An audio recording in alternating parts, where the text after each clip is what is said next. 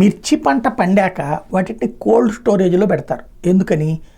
ఎప్పుడు రేట్ ఎక్కువ వస్తే అప్పుడు తీసుకుందాం, లేదా రేటు పడిపోతుందంటే గబక్కన అమ్మేద్దాం అనుకుంటారు. కానీ గుంటూరులో ఇప్పుడు ఒక పెద్ద సమస్య వచ్చి పడింది రైతులకి. అక్కడే ఎక్కువగా మిర్చి రైతులు ఉండేది.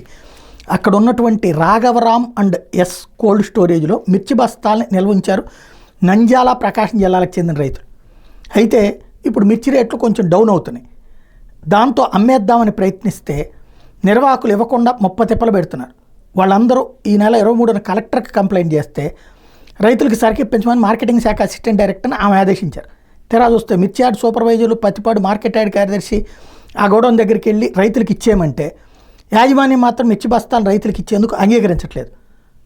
ఇక్కడ వీళ్ళు ఏమీ చేయట్లేదు, మేమేం చేయమంటారని అడుగుతున్నారు. ప్రభుత్వం అనేది ఏం చేయమంటారు అడగడానిక?